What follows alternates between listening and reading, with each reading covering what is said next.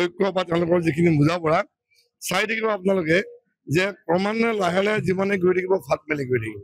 কাৰণ আসন বুজাবুজি কথা আছে নহয়। এইটো ঠাইতে বুথৰ পৰা আৰম্ভ কৰি পেলাই মণ্ডলৰ পৰা জিলালৈকে যি ধৰণে কেৱল শক্তিশালী স্থিতি ভাৰতীয় জনতা পাৰ্টি আছে, কোনো দলৰ নাই।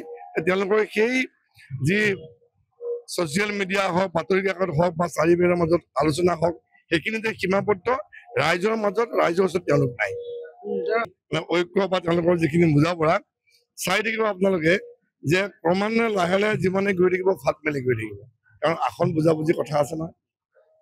প্ৰথমতে তেওঁলোকে বিচাৰিব যিমান, সেই বিচাৰি কমি যেতিয়া 10% 5%লৈ গুচি আহিব বা বিচাৰিব যেতিয়া 10খন বা 20খন পাব এখন, তেতিয়া আৰম্ভ হ'ব, সেইটোৱে হয়। কিন্তু আমি বিচাৰো যে বিৰোধী শক্তিশালী হওক, আমি বিচাৰো একলগ হওক। কাৰণ একলগ হৈও একো লাভ নাই। এইকাৰণে প্ৰতিগৰাকী নেতাৰ বিষয়ে অসমৰ ৰাইজে গম পাইছে। প্ৰতিগৰাকী নেতাৰ অসমখনক ল'বলৈ কোনো পৰিকল্পনা নাই।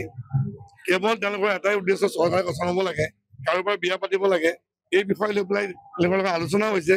গতিকে প্ৰতিগৰাকী ব্যক্তিৰ বিষয়ে গম পাইছে। গতিকে বিৰোধী যিমানে একত্ৰিত হওক, ভাৰতীয় জনতা পাৰ্টি অসম গণ পৰিষদৰ মিত্ৰলৈ চিন্তা কৰিবলগীয়া একোৱেই নাইকিয়া। মাননীয় মুখ্যমন্ত্ৰী ডক্টৰ হিমন্ত বিশ্ব শৰ্মাৰ নেতৃত্বত চৰকাৰ দ্বিতীয়বাৰৰ বাবে গঠন হ'ব, আগতকৈ বেছি চিটলৈ গঠন হ'ব। ৰাজেন গোহাঁইদেৱ যিহেতু আঞ্চলিকতা ৰাজনৈতিক ইতিমধ্যে যোগদান কৰিছে, এই ক্ষেত্ৰত আপোনাক ক'ৰবাত কিবা প্ৰভাৱ পেলাব নেকি? একোৱেই নহয়। তেখেতক শুভেচ্ছা জনাইছো। তেখেতক মই যথেষ্ট জ্যেষ্ঠ, তেখেতক সদায় সন্মান জনাই আহিছো, ভৱিষ্যতে সন্মান জনাই যাম। আমাৰ খিলঞ্জীয়াসকল আছে, আমাৰ ভূমিপুত্ৰসকল আছে। প্ৰতি ঠাইতে দেখা পাইছে যে যি নিৰ্বাচনী নহওক, ভাৰতীয় জনতা পাৰ্টীয়ে ভাল ফলাফল দেখুৱাই আছে।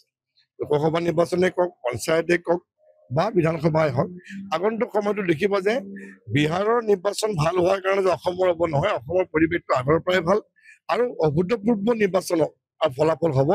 ৰাইজে সাজু হৈ আছে যে আকৌ এবাৰ নৰেন্দ্ৰ মোদী চৰকাৰ, বিজেপি চৰকাৰ বনাবৰ কাৰণে আকৌ এবাৰ মাননীয় মুখ্যমন্ত্ৰী ডক্টৰ হিমন্ত বিশ্ব শৰ্মাক আজি নেতৃত্বত অসমখন আগুৱাই নিবৰ কাৰণে।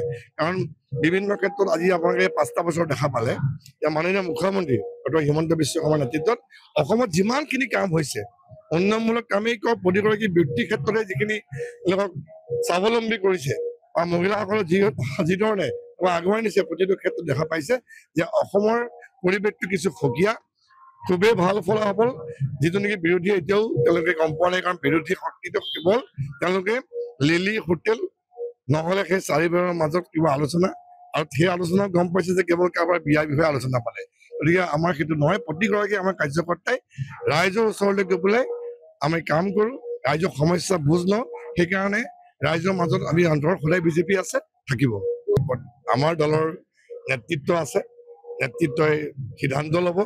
নেতৃত্বই যি সিদ্ধান্ত ল'ব, কাৰ্যকৰ্তাসকলে আখৰে আখৰে পালন কৰিব। মই কোনোবাই কি বিচাৰিছে কি বিচাৰিছে মই জনা নাই, আপোনাৰ মুখতে গম পাইছোঁ। গতিকে মই ভাবোঁ যে বিশেষভাৱে প্ৰতিখন ঠাইতে যিধৰণে কাৰ্যকৰ্তাসকলে কৰি আছে, কাৰ্যকৰ্তাসকলৰ লগত তেনে সমিল মিলে চলি আছে। কিন্তু ভাৰতীয় জনতা পাৰ্টি অসম গণ পৰিষদ মিত্ৰ দল, আমি একেলগে কাম কৰি আছোঁ, আগতেও কৰি আছোঁ, এতিয়াও কৰিম, ভৱিষ্যতেও কৰিম। গতিকে সিদ্ধান্ত নেতৃত্বৰ ওপৰত হ'ব, আৰু নেতৃত্ব যি সিদ্ধান্ত ল'ব আমি আখৰে আখৰে পালন কৰিম।